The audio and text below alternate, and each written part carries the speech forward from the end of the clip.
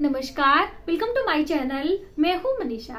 दोस्तों, आज की वीडियो चूड़ियों से संबंधित है। आज हम जानेंगे कि चूड़ियां पहनते समय हमें किन किन बातों का ध्यान रखना चाहिए और पुरानी चूड़ियों का हमें क्या करना चाहिए, किस दिन हमें चूड़ियां पहनना चाहिए, किस दिन बिल्कुल भी नहीं पहनना चाहिए।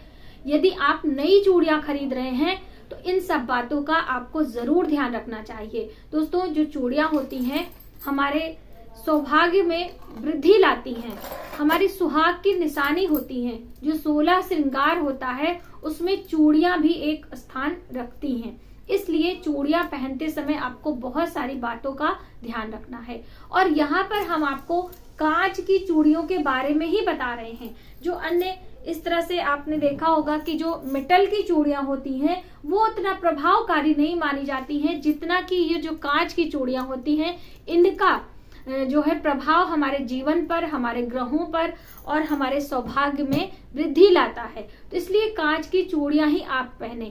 आप ज्यादा से ज्यादा चूड़ियां अन्य चीजों की पहन सकते हैं, लेकिन कम से कम आपके हाथों में एक एक दो दो चूड़ियां कांच की जरूर होनी चाहिए। तो अभी मैंने चूड़ियां यहाँ पे नहीं पहनी क्योंकि मुझे हरे रंग की चूड़ियां पहनना है। तो चूड़ियां पहनने से पहले क्या क्या बातें आपको ध्यान में रखनी चाहिए, आइए एक एक करके जानते हैं। तो सबसे पहले तो दोस्तों, आपको किस दिन चूड़ियां लेकर आनी है, किस दिन आपको पहनना है। अब देखिए, लाने के लिए तो कुछ ही दिन है जिस दिन आप ला सकते हैं, लेकिन हम लोग जब भी मार्केट जाते हैं किसी काम से तो उस दिन चूड़ियां वगैरह सब खरीद लेते हैं। कोई बात नहीं, आप किसी भी दिन खरीदें, लेकिन जब आप पहनने लगे तो इन बातों का ध्यान आपको जरूर रखना है। जैसे कि आपको रविवार और मंगलवार ये 2 दिन आपको चूड़ियां नहीं पहनना चाहिए। इसीलिए जब भी आप लेकर आए चूड़ियां, आप अपने ईश्वर को यानी कि माँ पार्वती को चूड़ियां समर्पित कर दें।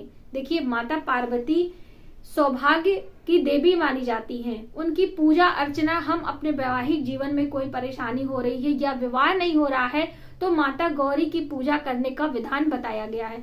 इसीलिए सुहाग से संबंधित जितनी भी चीजें होती हैं, जब आप उसे पहली बार इस्तेमाल करें तो सबसे पहले माता को आप पहना दें, अर्पित कर दें। उसके बाद उसे प्रसाद स्वरूप यदि आप उन चूड़ियों को पहनते हैं उसमें कोई दोष नहीं रहता है। तो इस तरह से आप जब भी अपने घर नई चूड़ियां लाएं तो माता के मंदिर में, जो आपके घर का मंदिर है, वहां पर आप चढ़ा दें। उसके बाद प्रसाद स्वरूप आप पहन सकते हैं। अगली महत्वपूर्ण बात कि आप मान लीजिए आप जल्दी जल्दी में, आपके यहाँ शादी है, विवाह है, आप इस तरह का काम नहीं कर सकते हैं, तो स्वयं चूड़ियां पहनने से पहले जो आप चूड़ियां लेकर आए हैं उसे किसी कन्या के हाथ में पहना दें। जो छोटी छोटी कन्या होती हैं, किसी भी उम्र की हैं, उनके हाथ में उन चूड़ियों को आप पहले पहना दें, उसके बाद आप स्वयं पहन सकते हैं।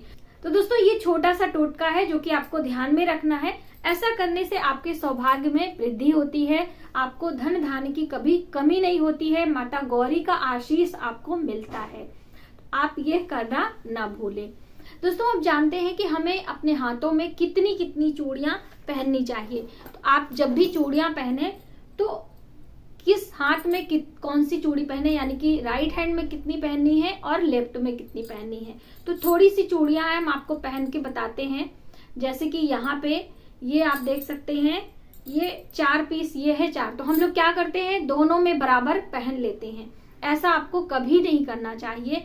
जब भी आप पहने तो जैसे कि लेफ्ट हैंड में आप पहले पहनते हैं तो यहाँ पर आपको, ये पहले मैंने एक पहन रखी है और अभी मैं इसमें 4 चूड़ियां और डाल लेती हूँ। यानी कि आपको विषम की संख्या में, यानी 5 इसमें पहने तो 4 चूड़ी आप इसमें पहन सकते हैं। ठीक है, ये अभी मैं इसमें 4 पहन लेती हूँ। ये देखिए, तो इसमें मैंने 5 पहनी है और इसमें मैंने 4 पहनी है। ठीक है, तो इस तरह से आप इन चूड़ियों का ध्यान रखें, यानी सम और विषम की संख्या में चूड़ियां पहननी है। सम संख्या में राइट हैंड में और लेफ्ट हैंड में विषम की संख्या में आप पहने।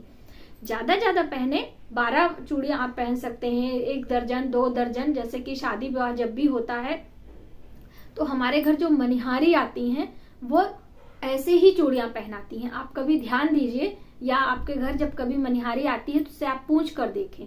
तो ये आपने जाना। और हरे रंग की चूड़ियां सावन के महीने में हमें जरूर पहननी चाहिए, लेकिन सबसे पहले आपको उसे शिव के मंदिर में, जैसे कि अभी सावन के महीने में भोले बाबा की पूजा करने का विधान है, सोमवार व्रत रखते हैं, त्रयोदशी का व्रत रखते हैं, तो आप किसी भी दिन, जैसे कि सावन के पूरे महीने हरा रंग का पहनना है, तो आप जब सावन के महीने में सोमवार आता है या पहले ही दिन आप सभी पूजा सामग्री के साथ में उन चूड़ियों को रख लें। प्लेन चूड़ियां जो हैं वो रख लें या कटिंग वाली कोई भी आप रख लें, और पहले भगवान भोलेनाथ के पूजा में इस्तेमाल करें, यानी माता पार्वती को चूड़ियां समर्पित कर दें और प्रसाद स्वरूप आप ले आए। अच्छा, अब मान लीजिए आपने पहन लिया, आपको संख्या भी पता है, लेकिन क्या दान करना चाहिए और किससे चूड़ियां दान करना ज्यादा शुभ होता है वो भी हम जान लेते हैं। आप सभी के बहुत सारे कमेंट आते हैं। दोस्तों, मैंने अपनी चूड़ियों का कलेक्शन आप सभी के साथ शेयर किया है। यदि आपने वो वीडियो नहीं देखी है तो प्लीज आप देखें, और अभी कुछ नई चूड़ियां भी मैंने कलेक्ट करी है तो वो भी मैं आपके साथ शेयर करूंगी। लेकिन पहले जान लेते हैं कि हमें किसे दान देना ज्यादा शुभ होगा। तो जब भी हम चूड़ियां दान करते हैं तो सबसे पहले तो देवी के मंदिर में आपको चूड़ियां रखनी है। ये मैंने आपको कई बार इसलिए बताया है कि जिससे आपको ध्यान रहे। दूसरा, अपनी ननद को चूड़ियां देनी चाहिए। जो ननद होती हैं वो ब्राह्मण स्वरूप मानी जाती हैं, उसे मानदान कहा जाता है। जब भी कोई भी पूजा पाठ किया जाता है तो ननद को या फिर उनके पति का सम्मान किया जाता है, उनका तिलक किया जाता है, उन्हें दक्षिणा, जिसे बरन कहा जाता है हम लोगों के यहाँ, तो आप इस तरह से उन्हें पहले चूड़ियां दें।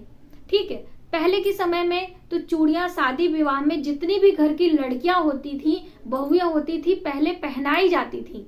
सगुन के रूप में एक प्रकार का ये दान होता था।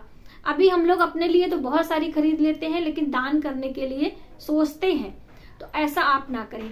यदि आप चूड़ियां अपनी ननद को दान करती हैं तो आपके सौभाग्य में वृद्धि होती है, आपके पति की उम्र लंबी होती है, आपको अच्छी संतान प्राप्त होती है। देखिए, जो चूड़ियां होती है वो संतान से भी संबंध रखती हैं। ठीक है, और ननद की जो बेटी होती है, जिसे भांजी आप लोग कहते हैं, तो 100 ब्राह्मण के बराबर वो एक भांजी मानी जाती है। चाहे भांजा हो या भांजी हो, यानी कि ननद के पुत्र या पुत्री दोनों का अपने आप में बहुत महत्व है। तो यदि आप सिर्फ ननद की बेटी को ही चूड़ियां दे देती हैं तो वो 100 ब्राह्मण को चूड़ियां देने के इतना फल आपको प्राप्त होगा। तो आपको ये जरूर कार्य करना चाहिए। और जब भी आप सुहाग की चीजें दान देते हैं किसी को भी, घर परिवार में अपनी सासू माँ को, जैसे करवा चौथ पे बायना देने का रिवाज है, उसके साथ चूड़ियां दे सकते हैं। या फिर जब आप अपने घर में देवी देवताओं की पूजा करते हैं, कुल देवी की पूजा करते हैं, तो उसमें चूड़ी का बहुत बड़ा महत्व है। तो ये सभी चूड़ियां जब हम चढ़ाते हैं तो प्रसाद स्वरूप स्वयं थोड़ा सा ले लेते हैं, थोड़ा हम जो हमारे पुरोहित की थाली होती है उसमें रख देते हैं। इस तरह से आपको दान देना होता है। इसी प्रकार से आपने देखा होगा कि जब हम वैभव लक्ष्मी की पूजा करते हैं तो जो हम अपने घर 11 सुहागिने बुलाते हैं, 7 सुहागिने बुलाते हैं, उन्हें भी चूड़ी या श्रृंगार की चीजें हम दान करते हैं दक्षिणा स्वरूप। तो उसमें भी आपको ये सभी चूड़ियां सुहागिनों को दान करना चाहिए। देखिए, सुहाग की चीजों का जितना हम दान करेंगे उतना ही हमारे जीवन में भाग्य वृद्धि होती है, सौभाग्य की प्राप्ति होती है। इसलिए आप चूड़ियां दान करने में कभी कंजूसी ना करें। और अब आते हैं कि पुरानी चूड़ियों का क्या करें। जो हमारे पास इस तरह से पुरानी चूड़ियां रखी होती हैं, जो हम पहले पहन चुके हैं, अब आपको नहीं पहनना है, या कभी कभी 2-4 इस कलर की, 2-4 इस कलर की, अलग अलग रंगों की चूड़ियां मिल जाती है ना, कभी इस कलर की थोड़ी सी बच गई, आपको नहीं पहनना है। या मान लीजिए आपसे कोई मांग ही रहा है चूड़ी, तो आपके मन में भ्रम हो जाता है कि हम दे कि ना दे, सुहाग की निशानी है, हम दे देंगे तो हमारे लिए इतना बुरा हो सकता है। ये सभी चीजें हम सभी महिलाएं सोचती हैं, तो ऐसा आप ना सोचें। जो आपकी चूड़ियां आपको नहीं पहनना है, एक दिन आपको क्या करना है, सभी चूड़ियों को पानी से धो के अलग रख दें। ठीक है, और उसके बाद आप उन्हें ना पहने। हफ्ते 10 दिन आप नहीं पहनेंगे तो उसका ऑरा आपके शरीर से हट जाएगा, और वो चूड़ियां आप किसी को भी दान कर सकते हैं। ऐसा नहीं है कि आपके पास बहुत सारी पुरानी है और आप इस तरह से सोच विचार में पड़े हैं और आप दान नहीं कर रहे हैं।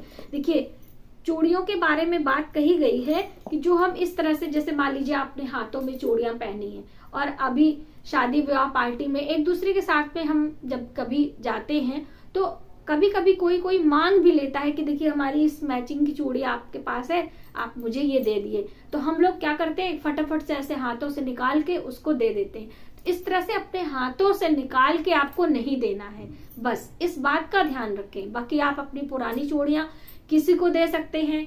जो टूटी फूटी चूड़ियां रहती हैं उन्हें भी आपको इस तरह से फटक से फेंकना नहीं होता है, वो हमारे सौभाग्य में वृद्धि करती हैं। और कांच को वैसे भी इधर उधर फेंकने से किसी के पैर में चुभ सकता है, तो कांच संबंधी चीजें हमें बहुत ध्यान पूर्वक फेंकनी होती हैं।